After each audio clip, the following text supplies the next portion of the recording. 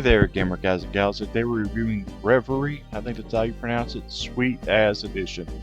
And you can get this for $12.99 digitally on PlayStation, Switch, and Xbox. But you can also pick up a copy of it physical for about $29.99. I think it is on PlayAsia.com. And it's definitely worth that. It's a really fun indie retro title. Kind of reminds me of Zelda: A Link to the Past, or got Earthbound, I believe it was called.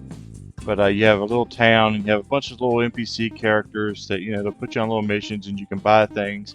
Like here, you can buy a lantern, you can buy food items for health. You'll pick up items throughout the different dungeons in the game. There are 6 different dungeons, and each of those items will help you on your journey. Like you can pick up a gun that shoots like darts. It's used to, shoot targets to unlock a lot of traps. There's a yo-yo you can use to like stun enemies. There's a shovel, dig up areas to, open new areas, as well as a couple enemies you can throw dirt on them to pause them. There's hidden feathers throughout the game. There's a little notebook upstairs that'll help you keep track of these. There's an achievement for finding them all. There's the shoes that can make you run really fast. There's swimming goggles that you see here, and it'll let you go in water. You can't go in water without these. And then you can also duck under things. You pick up pizza for health, and there's also coins. You can use these for the shop.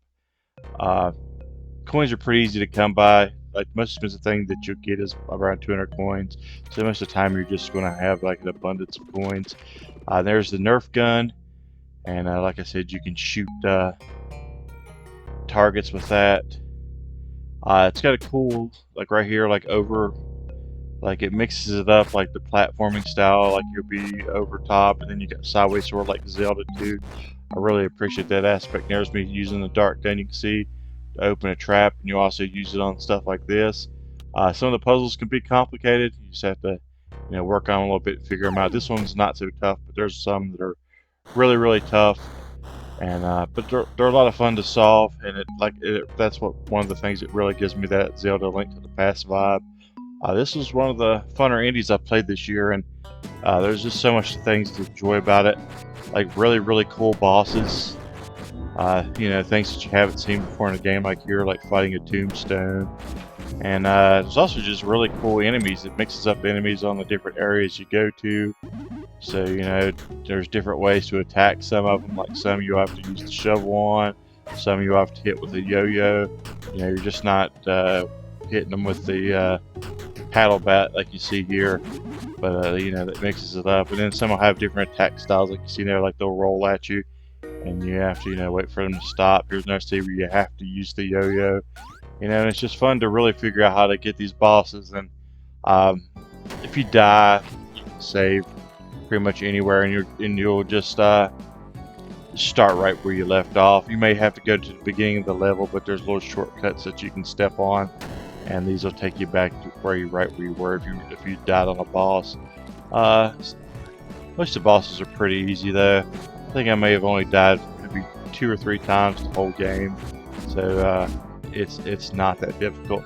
And as you beat each one of these 6 main bosses in the dungeons, they'll add a health bar. Like you see here, here's early in the game you only have 3, but now I have like 5.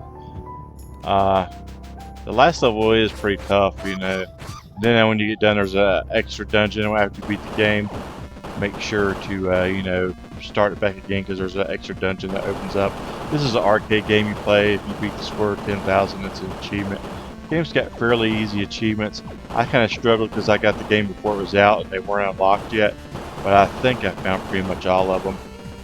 There's a book in your room, and I think that shows all the achievements. I can go back and look at it, but pretty easy achievement game, pretty easy game overall. Probably, I think I put about 8 hours into completing this game 100%.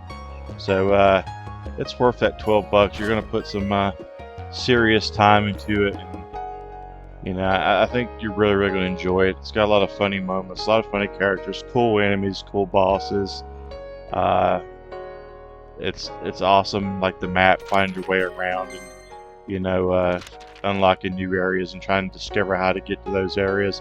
So if you like games like Zelda: Link to the Past, or just platformers or puzzlers plus, hack and slash. I think you'll really get into this. I loved it. I was hooked. I played it from start to finish. I think I beat it the same day, that I started playing it. But I'm gonna go back and try some more and see if I can get all the achievements on it. I think I have them though. But thanks for watching, guys. Thanks for the support. This one's gonna get a really good score for me because this is one of my favorite small games of the year. I'm gonna give this an 8 out of 10. I think it's indie gold. I think it's worth adding to your collection. I think it's worth playing. I think most people are going to love it. And it's one of those games like this that has replay value. A lot of these don't have replay value, but I actually look forward to playing this one again. I think I'm going to grab a physical copy on Switch just to have it in my collection besides the digital. So, yeah, check it out. Let me know what you think. Thanks for watching. Please hit the like and subscribe and all that good stuff. And until next time, see you in those leaderboards.